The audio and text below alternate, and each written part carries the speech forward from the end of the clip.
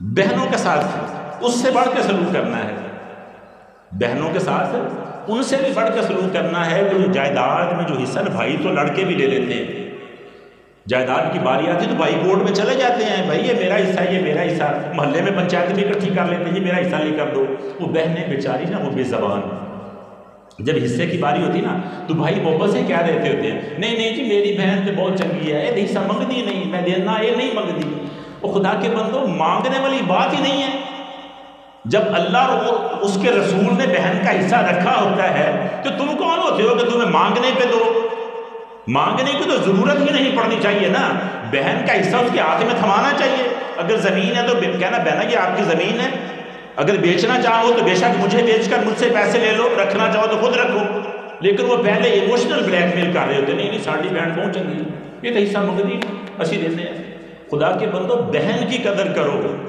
امام الانبیاء کی طرف آپ دیکھیں نا، ایک جنگ میں کافی سارے قیدی ہو گئے، لوگوں کو قید کر کے نا تو لے کے آ گئے امام الانبیاء کی بارگاہ میں۔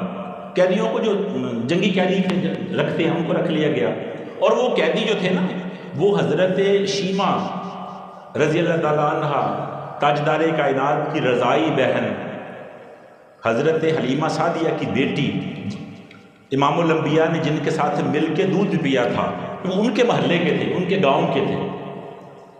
اور طریقہ یہ ہوا کرتا تھا کہ جب قیدیوں کو چھڑانا ہوتا تھا نا تو ان کو تاوان پیش کیا جاتا تھا۔ ان کے جو بڑے تھے جاگیردار یا سردار، وہ جاتے تھے تو جنہوں نے جنگی قیدی قید کی ہوتے تھے ان کو کہتے ہیں جی تاوان مانگو، کتنا مانگا چاہیے، ہمارے بندے چھوڑ دو۔ تو تاوان پھر چندہ اکٹھا کر کے لیا کرتے تھے۔ اب وہ گاؤں والے نا چندہ اکٹھا کر رہے ہیں، حضرت شیمہ کے دروازے پر بھی آئے، بی بی چندہ کس لیے؟ چندہ ہمارے قیدی ہیں جی، وہ چھڑوانے جنگی قیدی۔ آپ پوچھتی کہاں پر قیدی ہیں؟ وہ کہتے ہیں جی محمد مصطفیٰ صلی اللہ علیہ وسلم ان کے پاس ہیں۔ آپ فرماتی ہیں اگر ان کے پاس ہے نا آپ کے قیدی تو چندہ اکٹھا کرنے کی ضرورت نہیں ہے، بیٹھ جاؤ اپنے گھر جا کے۔ وہ بندے حیران ہوئے کہ بی بی اتنا بڑا دعویٰ کر رہی ہے، اتنے ہمارے لوگ ہیں تو جنگ میں قید ہو گئے، تاوان کے بغیر تو چھوٹیں گے نہیں۔ آپ فرماتی ہیں آپ آرام سے بیٹھ جاؤ گھر، کل یا شام کو آپ کے قیدی واپس آ جائیں گے۔ وہ لوگ حیران چلے گئے۔ حضرت شیمہ رضی اللہ تعالیٰ عنہ اٹھی، امام الانبیاء کی بارگاہ میں گئی۔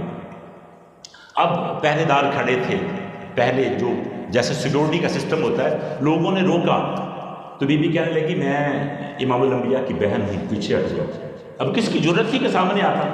سارے لوگ پیچھے ہٹ گئے۔ آپ امام الانبیاء کی بارگاہ میں گئی، میرے مصطفیٰ اٹھ کے کھڑے ہو گئے اپنی بہن کی تعظیم کے لیے۔ روایات میں آتا ہے کہ آپ نے اپنی کملی مبارک اتار کر نیچے بچھا دی اور اپنی بہن کو اپنی کملی پر بٹھایا، اپنی چادر پر اپنی بہن کو جگہ دی اور پوچھا بہن کیسے آئی ہو؟ تو حضرت شیمہ کہنے لگی وہ ہمارے کچھ جنگی قیدی ہیں آپ کے پاس، ان کو چھڑوانے آئی ہیں۔ تو امام الانبیاء نے ارشاد فرمایا بہن آپ نے تکلیف کی، اب مجھے پیغام بھجوا دیتی تو میں چھوڑ دیتا سارے۔ اور امام الانبیاء نے وہ سارے قیدی چھوڑے، حضرت شیمہ کو تحائف دے کر بھیجا۔ اور جب آپ کو بھیج دیا نا تو جو آپ کے صحابہ تھے ساتھ جنہوں نے جنگ لڑی تھی، پہلے ہوتا تھا کہ جب قیدی چھوڑتے تو صحابہ سے مشاورت کر کے آپ چھوڑا کرتے تھے، لیکن یہ قیدی آپ نے بغیر مشاورت کے چھوڑ دیے۔ اپنی بہن کو بلا کے صحابہ کو بلا کے کہنے لگے صحابہ آؤ میں آپ سے بات کرنا چاہتا ہوں۔ امام الانبیاء نے ارشاد فرمایا صحابہ آپ نے مجھ سے پوچھا نہیں، میں نے قیدی آپ سے مشاورت کے بغیر کیوں چھوڑ دیے؟ صحابہ کہنے لگے یا رسول اللہ آپ آل نال ہیں، آپ سب کچھ ہیں، آپ کی مرضی ہے جیسے آپ فرمائیں۔ آپ فرماتے نہیں صحابہ میں پہلے آپ سے مشاورت کے بعد چھوڑتا ہوں، آج میں نے اس لیے آپ سے مشاورت کے بغیر چھوڑ دیے کہ میرے دروازے پر میری بہن آ گئی تھی، میری بہن قیدیوں کو چھڑوانے آ گئی تھی، اور اگر میں آپ سے مشاورت کرتا دیر ہو جاتی تو بہن کے دل میں پتہ نہیں کیا خیال رہتا۔ تو دیکھیں امام الانبیاء کی طرف انہوں نے اپنی بہن کے ساتھ کیسے سلوک کیا ہے۔